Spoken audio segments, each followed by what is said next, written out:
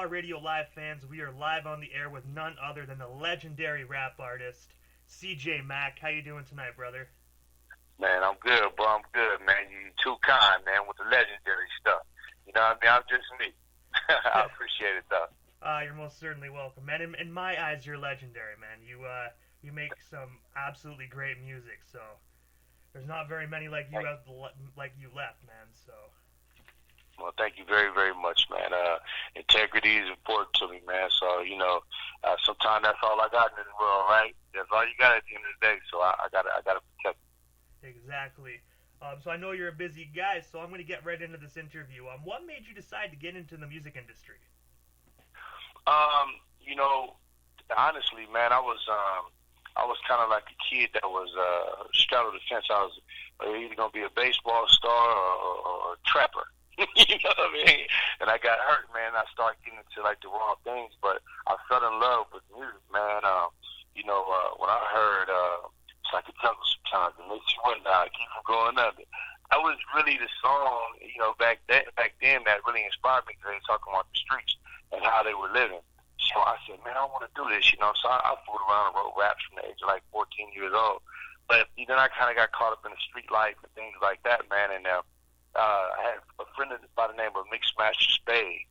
He knew everybody, the Ice Cube, the Dr. Dre, the Easy, DJ Pooh. And, I started looking at it and I said, well, man, these guys are living the life that I'm talking about, the life that I'm out here living every day. And I know how to do this.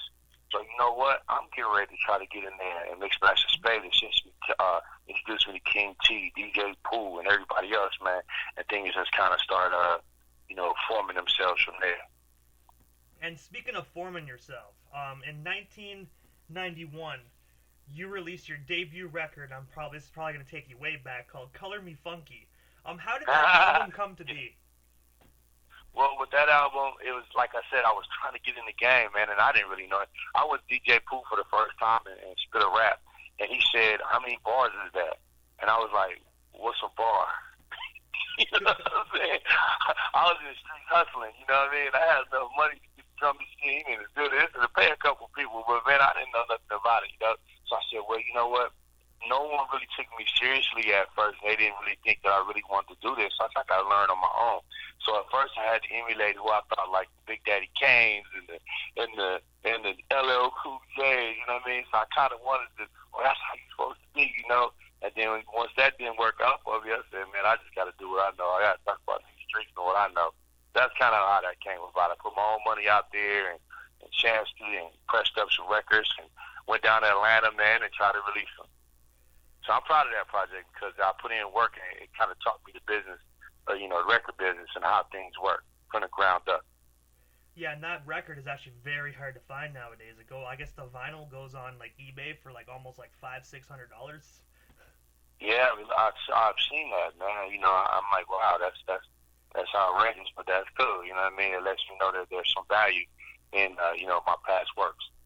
And when you said like LL Cool J and Big Daddy Kane, I just so the listeners can kind of like get a grasp. If they actually look at the Color Me Funky album, then they look at you in like the other album, then like Platinum Game type of thing, you can see you're working your way into your style of your rap just by the pictures.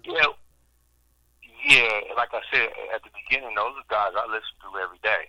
I listen to the Big Daddy Kanes and I listen to the LL Cool J. I'm a fan of theirs.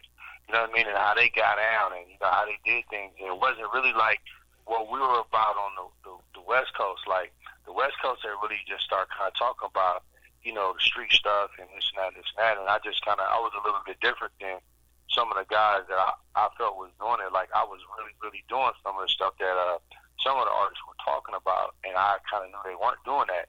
And so I said something once, like I had to apologize for my fans for not giving them my all. I couldn't talk about my trap back then because I was still in it. You know what I'm saying? So I'm still out here really hustling. So for me to talk about hustling and stuff like that in the beginning was suicide to me. I'm like, I come from the land that the life of he who hides the best lasts the longest. You know what I mean? Yeah. So it's like it was kind of like I didn't think you could talk about those kinds of things in the beginning and really be doing them. Exactly. And speaking of, you know what I mean, doing music and whatnot. A few years after Color Me Funky, you got signed with Rap A Lot Records and released your album called True Game. How did that? Right. How did you get linked up with Rap A Lot? And what's your favorite song you did on True Game? Ah, man. Okay, so I got linked up with them. Jay Prince was in Los Angeles, and he was trying to start Rap A Lot West. So he was in the living room of one of my homeboys, and everybody was in there auditioning for him and all that. And I was playing dominoes with him, spanking him. He hates when you say that, but I was spanking him in dominoes. And everybody else was rapping, auditioning and all that. And I was playing dominoes. And one of my homeboys, rest in peace, named Greg Boss, GB, he said, man, you got rap? And he was like, for real, you rap? And I was like, yeah, I get down. And I rapped a song called Powder Puff that was Let It Be on that album. And he loved it. And he was like, man, you got some more music? I said, man, my producer up right now. We drove an hour away from L.A. where I had a house with my producers in there making music like 24/7. And we drove way out there 2, 3 in the morning. And then Jay, like we heard, man, he called me a few weeks later. I was in Chicago doing some things maybe I shouldn't be doing. And he gave me a call and said, man, come fly to Houston, Texas. I got a record deal for you. So I flew to Houston. I left everything I was doing. And, I promised to God I'd never do those certain things again if he gave me a chance to live my life differently. And, man, it went on from there. And I've been able to establish a career from that day, thanks to Jay Prince looking out and helping me. And my favorite song on the record is probably Let My Homies Out the Pen. I don't know if I can cuss it now. Let My Homies Out the Pen. You can actually you can swear as much as you want on the radio. Go ahead. Well, it was Let My Niggas Out the Pen. And what happened with that song is that I lost a lot of people, from the life I led. I had homeboys getting 30 years and 25 years in life and all that. Some of my best friends, were getting like 25 to life, for a crime that I felt was, I know drugs are bad, you know what I mean? But, a rapist could get out, you know what I mean? Child molester could get out and, he's locking my friends away forever. So that song was dear to me and how I felt the system was at the time. I agree. Honestly, I agree with you. You know what I mean? Individuals like that should be in jail, the rapists, the murderers type of thing. But if you're selling weed and shit, let them out. You know what I mean? I mean, look at now. I actually said something in a song. I was talking about cocaine at the time, but look at weed. I made a reference to alcohol being legal. Al Capone and then went to jail and was doing 12 and 13 years and all this kind of stuff. His people over alcohol, and then we decide to tax it and make it legal, then all of a sudden, it's okay. Now look at marijuana. You know what I mean? I got a friend right now that just got out of jail doing 14 years for marijuana, right? But marijuana can be sold by the tons now legally. I mean, he just completed 14 years off an 18-year sentence. So it's like once we decide, we can put a handle on this and we can tax this, and all of a sudden it's okay. That's crazy, man. I don't know, 14 years for marijuana. That's he just did. My buddy just did 18 years since he did 14 years off of it and just got out, for marijuana. But now marijuana can just be, sold by the tons, you know what I mean, by corporations, and it's crazy, man, And I saw that back then when I lost a lot of my friends to the drug, game, in the early 90s. I saw that then that they could just turn around any time and just say, hey, it's legal now. They should, if they're going to legalize it, they should actually release the individuals that got charged with weed. You know what I mean? If they're going to legalize it, let the other guys out. Yeah, I think some people, some places are doing that now, and being more lenient, and even overturning those convictions. Those smudging those records and not taking the felonies off the jackets, which is cool, But no, you can't give back 14 years. Most definitely not. 14 years is a long time. 1 year to a person is a long time, let alone 14. Right. So, with True Game, you were originally going to release that album on Ruthless Records. What happened there, if you don't mind?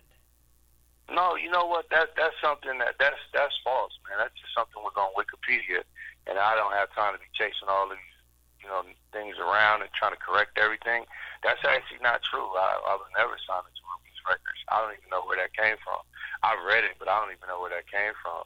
I respected Easy and what he put together and everything, but that was never an option for me. was never presented to me. I had some other deals on say with Motown and different things like that before I signed to Rap-A-Lot, but it was actually never ruthless. See, when I know a lot about your career and whatnot, so when I actually wrote these questions up and I saw that on the net, I'm just like, that seems weird, right? But I figured I never heard it before, so I want to elaborate on that. But I'm glad we actually got that cleared up. So guys that are listening, don't listen to everything you hear on Wikipedia. Exactly.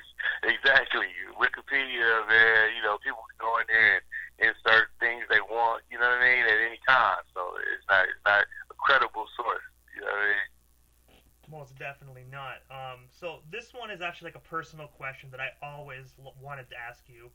My favorite song off True Game is called Come Take a Ride. What is the story behind that iconic song and music video? Well, the story behind that is just LA lifestyle, man. You know what I mean? Low riders, riding up and down Crenshaw. I've been living on Crenshaw all my life. I'm from the Crenshaw district. So I've been living on Crenshaw all my life. And Crenshaw was a spot at one point you would not, if you would go down a side street, if you didn't have a car that was popping, if you didn't have a fly whip, you would take West Boulevard or Arlington or one of these other streets, but you wouldn't dare come down Crenshaw if your car was faulty, you know what I mean? So that was just all about that, and celebrating our lifestyle with the ride and all that, man. And we put a song, my little partner at the time, Papa LQ, he was a hot rapper. He came up with a gold single earlier in his career at like 15, 16 years old, man. And he's from my neighborhood too, so we just collaborated on it. And a young lady had moved into town from St. Louis by the name of Sexy. She got on there and got on the track singing it. We just came up with something that we felt was a good vibe and put it out there. A nice summertime hit. That's what I do. Every summer I jam to that track. You know what I mean? Good looking, it's one man. of those songs, man. You can be riding in a Kia. It doesn't matter. It still makes you feel hard. Yeah, you know what? I'm surprised, man, that after all these years, like sometimes I'll look at the stuff on YouTube and see how many views, and people will be like, last month, this is dope. You know what I mean? Like a song from 27 years ago. That amazes me. Like, I already know when I have children, I'm most definitely going to be showing them that song. I'm going to be like, you're not listening to trap. You're listening to this. Dope, man. You got to have a 6-4 Chevy when you do it. Most definitely. I can't afford one personally, so I'll go to Enterprise. Hopefully they got one. Hey, these days you got to go out of town to get them. Out of the country to get them, because there ain't many left around here. Most definitely. 64, most definitely. Amazing car, by the way, as well. So before we get away from the music stuff, I got to ask you, what happened to the Underdog album? Your homie C-Loke, he's watching. He's listening right now. So yeah, he wanted to ask that question. So I thought I'd toss it. What up, C-Loke? Man, you know what, man? That's Big Boy from Power 106. He's asking me the same thing. Man, now whatever station he's on, he told me, why didn't you ever put that record out? Well, I was like, man, you know what? I put the DVD out, and it was a soundtrack to the DVD. And you know what, man? I just never got around to putting the damn thing out, man. I just said, get enough on the DVD for Seawalk, and I just never end up putting the thing out. And sometimes I go back and listen to it. I was like, man, I put a cool little crew together, a bunch of little youngsters. And they was all getting down. We had a girl by the name of Keela, she was tight. We had Topic and another kid by the name of Drastic. And man, we went super hard for that record. And it's my bad, man. I slipped up. I never put it out. It's unreleased. Do you ever think you're gonna put it out by any chance? No, I think it's probably pretty dated right now, and the times would it wouldn't match up with the times. Not that I would ever do anything that's what the kids are doing now, because I'm not. I'm a grown man. I actually got a project, like you said, before we get away from the music. I actually decided after all these years, I'm doing a project right now called Grown Man Business. And man, I mean, it's coming out tight, because it's me being me right now. I don't want to be like a 90s rapper and on stage being a 90s rapper. You know what I'm saying? But I'm also not competing with the kids. I'm out here doing what somebody my age is supposed to be doing, saying the things I'm supposed to be saying, and teaching the way I'm supposed to be teaching.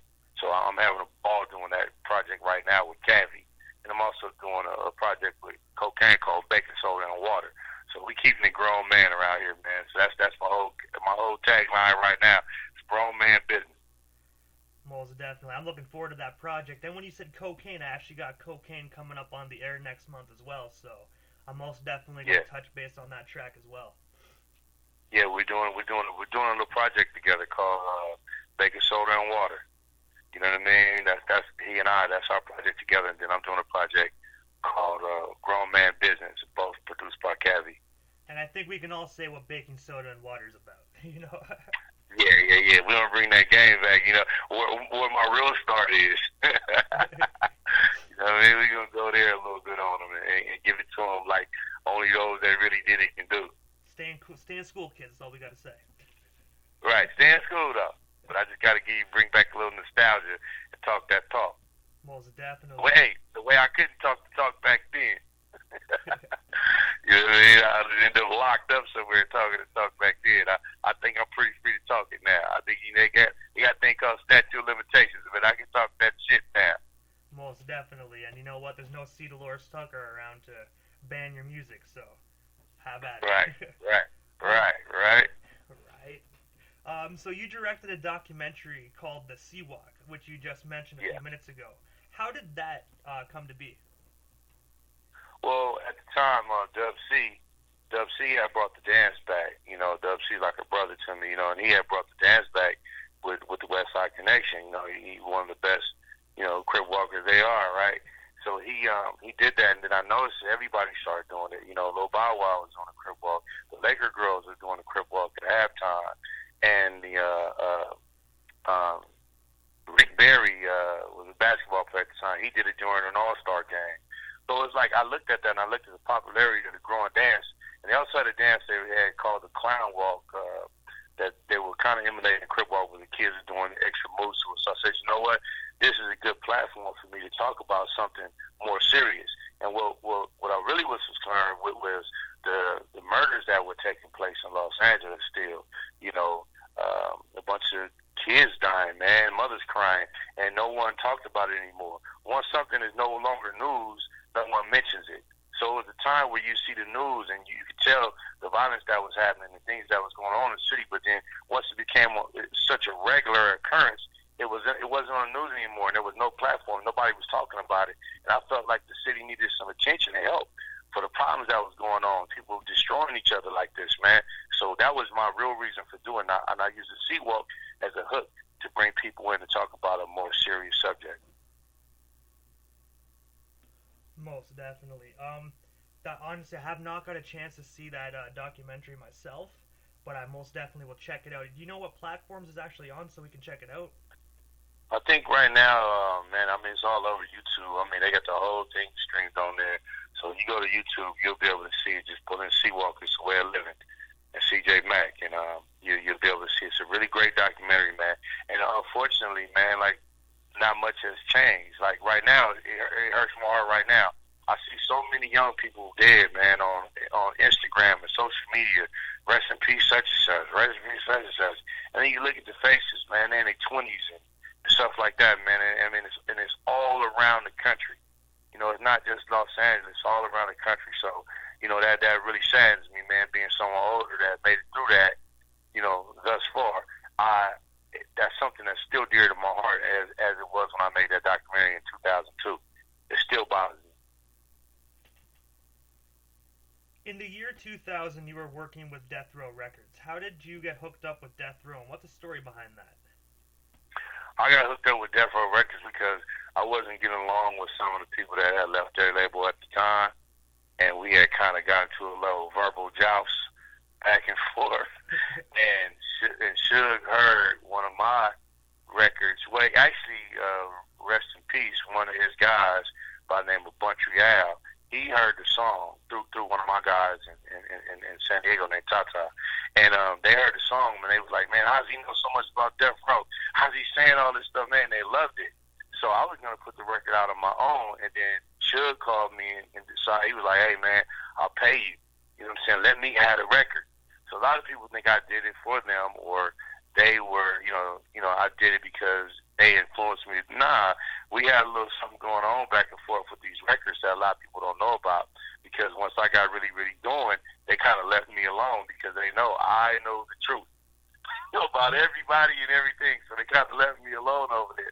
Which, by the way, I have no problem with none of the guys anymore. It just happens. You know what I mean? At the time, you're young, you're high-spirited, and it's rap. You talk shit. You know what I mean? And that's what happens. But so that's kind of how that came about. But I never signed with Death Row. Suge and I, he wanted me to, and he wanted me to become an artist on the label. But we couldn't agree on a few things. I'm grown. I wasn't going back to being no one's artist. It would have had to been a collaborative effort.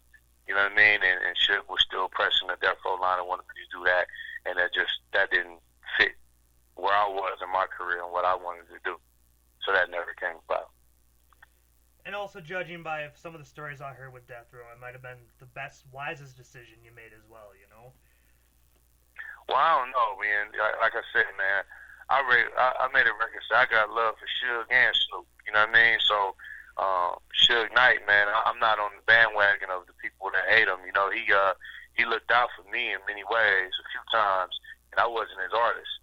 I mean, just man to man, and we had man-to-man conversations, and we got along fine. I'm working with Snoop Dogg, which you would talk about a little later in the interview right now, and that's my partner.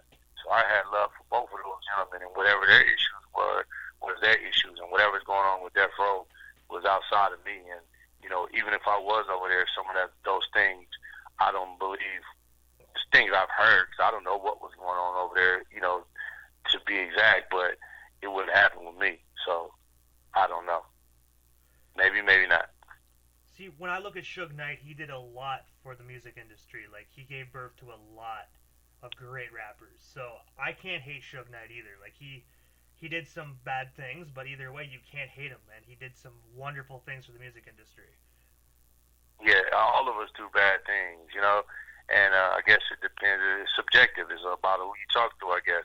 If you ask me, he's all right. You know what I mean? And I don't wish jail on nobody, and I'm a type of person to be happy somebody's in jail and all that kind of stuff, man. You know, he was a good guy to me. Very good, I would even say. You know what I mean? So I'm not one of those. I hear you. I'm not one of those guys either. I still have love for Suge Knight. I really do. Like, if it wasn't for him, a lot of rappers wouldn't have got their starts. You know, he put a lot of money and a lot of faith into a lot of individuals. So, and he's one hell of a businessman. Right. I'll give you that, man. One hell of a businessman. Yeah, I mean, he saw a lane, and you know, he chose his route and how to take it. You know what I mean? Unfortunately, you know, he ended up in a bad situation that I wouldn't want to see my worst enemy in. You know, so, but things happen, you know what I mean? And that's not up to us. Things happen. It's just a natural earth thing. Sometimes things take places. You know, I don't know. You know what I mean? I don't know. I just, I got love for him, man, and I wish he wasn't in a bad situation. Not to say I don't have love for, you know, Cherry Carter, who lost his life, because I got love for him, too. You know what I mean? So things happen, man. So when we're still on the topic of Death Row, I was wondering, you were on the gang-related soundtrack. What was it like working on that soundtrack, and what other soundtracks have you been on? I love working on the gang-related soundtrack. Daz did a beat that was ridiculous. And Dub C, I actually went up there. It was supposed to be Daz, Dub C, and Trey D. And I went up to the studio, and man, the beat was cracking so tough. I was like, oh man, I got to get on there. And they was like, threw me to the wolves, like, go first then. I said, what? Buck jumped in there. 5 minutes later, I'm on that track. So it was really cool because I always wanted to work with Daz, man. I know Daz is a dope producer. That he did a lot of those hits on those records that people don't know. You know what I mean? But he did a lot of that work on that Chronic and stuff like that, or Trump's album or whatever. So I really wanted to work with him. So it was really, really good. And then Trey D's my guy. And like I said, Dub C's my brother. So it's like, man, we really got down. So I love doing that project. I was also on the first soundtrack I was on was the Friday soundtrack. It's me and Scarface. When I was on Rap-A-Lot Records, Scarface and I did a song called Friday Night on the Friday soundtrack, and I really enjoyed that too. Hell yeah, it's one hell of a great movie too. One of my absolute favorites. Oh yeah, man, I'm happy to be a part of that. You know, we had some contractual things that got kind of funny on that. It's a crazy story, but it's just music business. So I'm on the record, me and Scarface, right? So if you look at the movie credits, it says Scarface featuring CJ Mack. But if you look at the record, I'm not on the credits. It just says Scarface because they actually did the deal, even though I got half the money, thanks to Brad. But they wouldn't put my name on there because they wanted to use it as a single. And Scarface was a shrewd businessman, you know, and so was Jay Prince. Scarface said, well, you gave me this much money to do this amount of money to do the record. You didn't pay me to do a clean version. so priority, so we couldn't do the video. I wanted to do the damn video, right, because it's going to help me, you know. But they was like, nah, you know what I mean? So in turn, Priority got some payback and said, well, CJ Mack is about to release, and that's your new artist, so we're not paying for no promotions for him on this Friday soundtrack. So you may have not even known that I was on the damn soundtrack because they smothered me, you know what I mean? But it's just a game. That's how it goes. I heard Priority was like that, though. They kind of did that to a lot of different artists. It's sad that they did that. It's just, they should at least, you know, do business right down the middle, you know? Yeah, it's part of the game. I mean, you know what I mean? It was beyond me. You know, it was higher up than me at the time. So I just had to roll with the punches. But I still enjoy doing the work. And I'm friends with some of the lawyers over there and some of the guys still to this day. So, you know, it's cool. So I got in the game. I got out the streets and got in the game. So it's cool. Well, it's definitely, and you're one hell of a great rap artist, man. One of my favorites, too, man. So thank you again for just coming on the air, man. It's an honor. But before we get off on the music subject and go to the rest of the stuff you do, I have to ask. You brought up Snoop Dogg. What was it like working with Snoop to the D-O-double-G? Oh, man, I love Snoop, man. He's a good guy, man. He's a man of his word, you know, and he'd do anything to put you in the right position to be able to do what you got to do. You know, I'm not asking for handouts, and I don't think that he gives out handouts, and I don't think that he's going to respect anybody too much that's expecting that. I put in the work, and he makes sure that I'm good because of it. It helps me create situations for some things that I may have not been able to create otherwise on my own, you know, with his celebrity and who he is. So, I mean, it's a blast working with him, man. He's super creative. A lot of people don't know Snoop is a certified. He scored a genius on the IQ test, man. And so watching him work and really get down in the room with him, all the weed smoke and all that, you would think he's not, but the man is brilliant. He's straight brilliant, man. So it's really an honor, and I love working with him to this day, and to be able to do it for so long. I mean, here we are 25 years later and all that, and I'm working with him right now on a project. It's crazy because I'm a Snoop Dogg fan myself, and I actually just seen Snoop Dogg live for the first time in my life this past summer, and I can say he's a fucking genius. Like, he's everything you want him to be in concert plus 10 times more. Yeah, man. Plus the business, man. Plus on the business end, he's like super smart. And I mean, you live in a room, figure out things, and it just bam, a solution. It comes to him, and he just spit it out, and you're like, damn, okay, you're right. You know what I mean? So he's a brilliant man, man. I actually did not know about the IQ thing. That's actually, like they say, you learn something new every day. Yeah, brilliant guy, man. So you don't stay this relevant this long, not being a dummy. You know what I mean? Oh, most definitely. He's everywhere, from cooking with Martha Stewart to doing his own little video log on YouTube to doing music to movies. Snoop's everywhere. Right. Right. So you are also a book author as well. What made you decide to start writing, and where can we buy your books?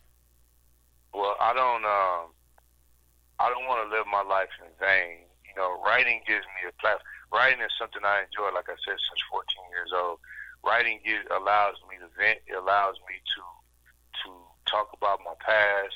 It allows me to relive it and enjoy different parts, you know what I mean? And also reflect on some of the bad parts of my life. So that's all writing is to me. Whether it's a book, whether it's a movie, whether it's a record, you're gonna get a piece of my life, you know, and the events that surrounded my life or things that I've seen or done. It's going to be real close to that. Anything with me. And, you know, I got to be creative, and if it's a comedy, okay, you got to have a joke in it, right? But at the end of the day, everything I ever work on is going to have a piece of me in it. So the book was just another way for me to express myself. And I said, I'm going to write a book about this time. So the book is called 80s Baby, and it goes back into the time, you know, before rap. And when my life was totally different, and you know what I mean, and hectic, and I was headed down the wrong path for sure. You know what I mean? And so, I was spared from having to do 25 years in prison, like a lot of my friends have already completed. I mean, they've been there and out. Some of my friends, even some of my friends I mentioned on the True Game album, that went to jail. They're out of jail after doing 22, 23 years. I was spared that. So I don't want to live my life in vain. I want to tell my story, whether it's in books, movies, television, or records. And I'm looking forward to reading that book, man. Is there an estimated release date, or is it already out? No, I've been holding the book up for the longest, just because I have a whole bunch of other things right now built up that are about to start releasing. So now it's time. So early next year, and I'll send you obviously an advance copy, but early next year, I should be releasing the book as well. Sounds great. I'm looking forward to that, and I would love to read that book, man, for sure. Thank you for that. So you are also an actor as well. You appeared in a movie called Thicker Than Water alongside Mac 10 and Fat Joe. How did that movie come to be, and what was it like being on set of the film? With the movie, I mean, being a rap artist and doing music videos, it wasn't much different. I guess it's a little different when you have to remember lines and be on cue and do this, and especially for an entire movie. I just feel like, as a person that grew up in the streets of Los Angeles, right, I feel everybody, I'm not even going to say Los Angeles, everybody can act. The police pull you over, you start acting. You get caught cheating by your girlfriend, you start acting. You know what I mean? You about to take an ass whooping, and you can't handle, you start acting. So it's just like, can you act when I say action? That's the only difference. You know what I mean? And with cameras in your face, So I was kind of like, people say, I'm not going to say that I was natural at it, but I just look at it like that, man. Okay, it's time to go. Just like it's time to go if the police behind me and I got a triple beam in the car. You know what I'm saying? Or a pistol or something. It's like, oh shit, I was asleep. Or whoop, you know what I mean? So it's just acting, man. So the way the role came about, I wasn't even in it. That role was from Master P. The role that I played, Gator, was actually Master P's role. In some kind of way, that didn't come to fruition with Max, so Master P didn't do it or whatever it was. So I was like, man, I can do that shit. He was like, you want to do it? I was like, hell yeah. And I went to Red. I had to go audition and all that. And I knocked it out. And they was like, oh, shit. And they gave me the role. And from there, I did a few more movies. I did another movie with Mac 10 called It Ain't Easy. We were two rival pimps. I did another movie called The Obama Effect, starring with Charles S. Dutton and Megan Good, Cat Williams, and a few more. One with Glenn Plummer called 100 Kilos. It was like the Freeway Rick Ross story. So, and I just had a love for it, man, and also creating. When I was actually on Rap A Lot Records, I directed all the videos that were coming out on the time that I was there, whether it was Scarface, Bushwick Bill, Mine, Pop LQs. I was directing all those videos. So I had a love for the camera and creating. You know what I mean? And so that's always what it's been. So even now, that's my present thing, what I'm heavily into right now.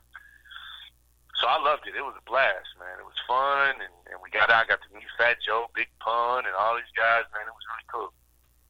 That's actually awesome. I never knew you actually directed a lot of those videos. I have to ask quickly, since you brought that up. I have to elaborate on that. Did you what Ghetto Boys music videos did you actually produce? At the time, I came after the Ghetto Boys, so it was Scarface solo. I've never seen a man cry till I seen a man die. Then I had Bushwick's projects. Who's the Biggest? I can't remember the other one. I did Pop LQ's video. I co-directed it, Come and Take a Ride, with a young lady by the name of Poppy Hanks, who went on to do Soul Food and all these other big projects. She was fresh out of college, and she co-directed with me. And then I also did my video, Powder Puff. So I directed that video as well. And then I would clean up behind directors for different videos. I even did Looney's, one of the Looney's videos. I had to come in and clean that up. So I was doing a lot of work. That's awesome, man. You sound like you're a busy guy over the years, for sure. Yeah, I try, man. I try to do my best. So one of the last questions I got for you is, since we touch base on every one of your albums except for Platinum Game, I gotta ask, um, what's the story behind that iconic record, and what's your favorite track off of it? Platinum Game. So I was off of Outlaw Records. Lil J was nice enough to let me do my thing, once we, because Jay Prince is my friend. He's my friend as well as him being a label owner. So when we got to a certain point with it, I was a West Coast artist on a Southern label. So it was a little difficult connecting the dots. They had a lot of influence in Houston, Texas, and that part, and their region, the Southwest region, and they weren't really a stronghold in Los Angeles. And so we had issues with the radio, and that's a long story in itself too. There's also politics and who I was with the radio stations and things like that. So it was like we had a difficult time, so I had to go. I told Jay Prince, like, this is not working out, man, and I gotta leave. And the rumor had it that people don't leave Rap Alive Records too easily. But Jay, he said, you know what, I'm gonna give you this gift. Go out here and do what you gotta do. So I released, and then Mac 10 and I, we were cool before he ever got on with Ice Cube, and we kind of had made a pact in DJ Pooh's office, like, man, all right, man, whoever get on first, we're gonna put the other one on. So Mac got a deal. He got a deal with Priority Records, a label deal, and I'm one of the first people that he came and got. That's insane. So that's how Platinum Game came about. He kept his word in Platinum Game. That's how Platinum Game came about. And that's one of your iconic records, man. One of your most iconic records. Thank you, man. I think I held back on Platinum Game, but I love it. I love the record, and I love the opportunity Mac 10 gave me. So my favorite record on that one is probably, I think I like a song I like a song called Hate, because I was going through some things at the time, and I had to check people. When I was checking people on the streets, I wasn't checking rappers, I was talking to people on the streets. Hate was a good song, and also like Ends, a song that Dub C and I did. That was some of my favorites. So I have to ask, what is next for CJ Mack? Well, right now, like I said, I'm doing another project for the grown folks. It's called Grown Man Business 30 and Up. Straight up, my record is for 30 and up. I'm not here to compete with you guys and do your stuff. I don't hate on anybody, man. I like the new kids stuff and how they get out. I always say, man, if you can't understand what they're doing and you don't like it and you hate it, just put the microphone up. It's over, oh man, you're done. You know what I mean? So I just want to I found my niche and what I'm good at. And I know that there's millions of people that grew up on hip hop like me that don't have anything that they can relate to really. So I'm going to make sure they got something. So I'm doing that project right now. Snoop and I have a feature film project coming out that's animated feature film. And I can't talk too much about it. I don't even really want to say the name of it yet because we're in negotiations and doing our last minute things right now with that. But it's going to be mind blowing. It's going to be way different than anybody would think coming from me, Snoop, and Orlando Jones. Remember Orlando Jones from the Sprite commercials, and he was the band instructor on Drumline. Most definitely, yes, I remember him. Well, that's my other partner. So us three, we have an amazing project coming out, animated film coming out. It's going to be dope. Nia Long and I have a project coming out about a R&B soul singer, man, that's from the 40s and 50s. That's gonna be ridiculous. And Matt Barnes and I have a project as well about a troubled basketball player from Los Angeles that returns home, and when he gets home, it's not all peaches and green. He got he got the streets waiting on him. You know what I mean? And we're gonna watch how his life plays out in the series. So we're working, man. And like I said, I'm sorry I'm being vague on these projects, but a lot of them right now we're in negotiations on. Pretty much all of them. The animated series is almost wrapped up. God bless.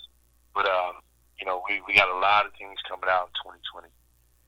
And honestly, like you said, you're being vague. That's completely understandable because names can change, projects can get dropped. You know what I mean? It's completely understandable.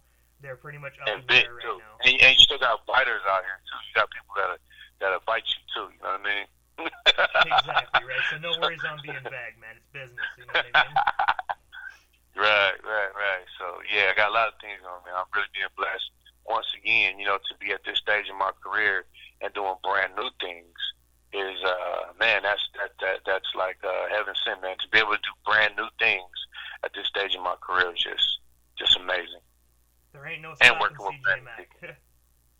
not till it's over, man. As long as I can breathe, it's on. So this is the time, CJ, that I give the individuals that come on my show a chance to give shout-outs to people and give thanks to whoever they want to give thanks to, and also their social media handles. It's that way people can follow you if they're not already doing that. Okay. All right, well, thank you. I can be reached at CJ Mack the Writer on both Twitter and Instagram, CJ Mack _ the Writer. I don't have a Facebook. You know what? Yeah, I want to say this. There's a Facebook out there on me. Mad CJ Mack is totally false. I don't even know who the guy is. He's answering people. I don't talk like that, and I wasn't real internet savvy at the time, and I just kind of let it go over the years. But I got to get him up out of there, man. So I just made a call actually today to get him out of there. So I'll be on Facebook pretty soon as well. Yeah, I'll be on Facebook pretty soon. I want to give a shout out, man, to there's too many people to name, but definitely Snoop Dogg, man. Definitely Orlando Jones. Definitely Karen Tunis. Everybody I ever worked with, man. Dub C, my brother, man. Ice Cube for letting me come along. Mac 10. I mean, the entire West Coast. Daz, Crip, man. Everybody, man. My homeboys, you know what I mean? That have supported me and make sure I was good, man. I mean, my street homeboys. Big D, S-Mag, Big U. You know what I'm saying? I mean, the list can go on. My family, man. You know what I mean? Just everybody, man. Thank you so much for giving me so many years of support and opportunities to keep on moving forward. I don't have a hater bone in my body, bro. You know what I mean? Ain't no hating right here. I just get down. Whether bad or good, I just get down and keep on getting at it, because that's what I'm here for. Most definitely. Like I said before, there ain't no stopping Mad CJ Mack. I want to say thank you so much for coming up on Outlaw Radio Live. It was an absolute honor for myself to interview someone like you. So, man, thank you so much for coming on the air. I hope you have a wonderful night, man, and God bless. Thank you, man. God bless, man. And like I said, thank you so much for having me. And I apologize once again for being so vague. But I'm going to get back at you, man, and we're going to go hard, and we're going to talk about all this stuff. Most definitely, man, and I'm looking forward to that. You are always welcome on my show, man. I'm a huge fan, so anytime you need an interview, you hit up my DM. I got you. All right, 100, man. Thank you. You as well, man. Have yourself a wonderful night.